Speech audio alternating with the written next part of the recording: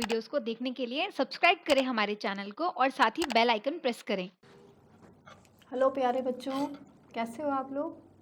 Okay, मैं self रेखा और आज हम एक नई कहानी सुनेंगे। Welcome to my channel Marks Academy. जल्दी से सारे अपना अपना काम छोड़ के आ जाइए।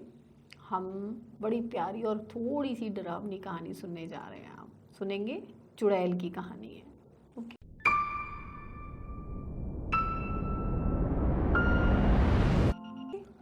जल्दी से आ जाओ और सारे तैयार होके फटाफट से हैंड वॉश करके और मेरे पास आके बैठो।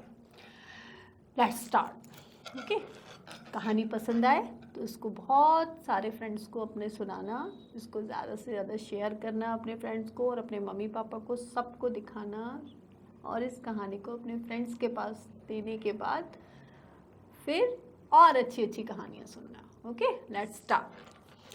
तो राजापुर नाम का एक गांव था जिसमें एक बहुत खतरनाक चुड़ैल रहती थी। गांव के सभी लोग उस चुड़ैल के डर से, खौफ से रात को आना जाना नहीं करते थे। एक दिन रात को एक कन्हैया नाम के लड़के को काम से बाहर जाना पड़ा और एक उसका दोस्त था कन्हैया के साथ झुल्लू और कन्हैया दोनों गांव से बाहर चले गए। दिन में आते आते उन्हें रात हो गई। अब वो रात को जैसे ही घुसने लगे गांव में तो गांव के पेड़ के नीचे से थोड़ा सा निकल रहे थे, तभी से आवाज़ आई, हू। वो दोनों डर गए। डर के मारे वो पेड़ के पास बैठ गए। झुल्लू ने कन्हैया को और कन्हैया ने झुल्लू को बहुत जकड़ के पकड़ लिया। कन्हैया बोला, भैया कौन सुनी आवाज़? झुल्लू बोला, हाँ भैया मैंने तो आवाज़ सुनी, पर अब चुप करके बैठे रहो। इतने में ही ऊपर से पेड़ पे से चुड़ैल आई जोर से और आने के बाद बोली, हा हा हा हा हा हा हा, हम तोहरी नाक लेने आए हैं। और आके उन्होंने उसकी चुड़ैल ने दोनों की नाक काट दी। नाक काटने के बाद दोनों के दोनों बेचारे बेहोश हो गए, गिर गए। सुबह दिन निकला थोड़ी देर बाद तो सब गांव के लोग उन्हें गांव में ले गए उठा के। तो तब उनसे पूछा गया कि भाई क्या हुआ तुम्हारे साथ? तो उन्होंने रोते रोते सारा हाल अपना बताया।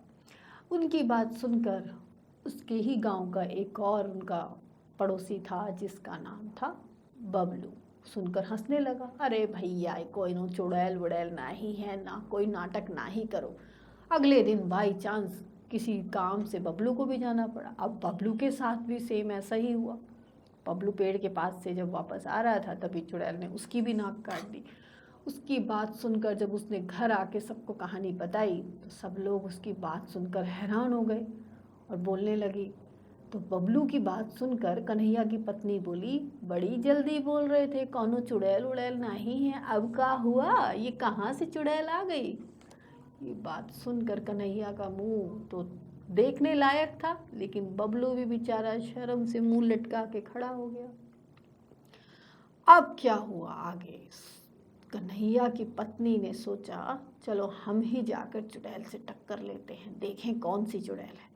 अगले दिन कन्हैया की पत्नी ने चुड़ैल की तरह ही कपड़े पहन के और अपनी नाक कटी हुई लगा के झूठ मूठ की प्लास्टिक की चुड़ैल के पास, पेड़ के पास से निकलने लगी।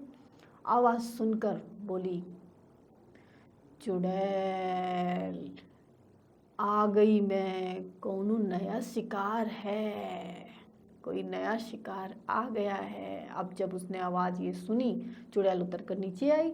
उसने देखा, अरे ये तो मेरी तरह ही एक चुड़ैल है और इसकी नाक कटी हुई है। ये बात सुनकर चुड़ैल की बोलने लगी, अरे ठीक है, अब ये बताओ तुम्हारी नाक कैसे कटी? तो अब चुड़ैल ने बताया, मेरी नाक इस गांव के ही एक तांत्रिक ने काटी है।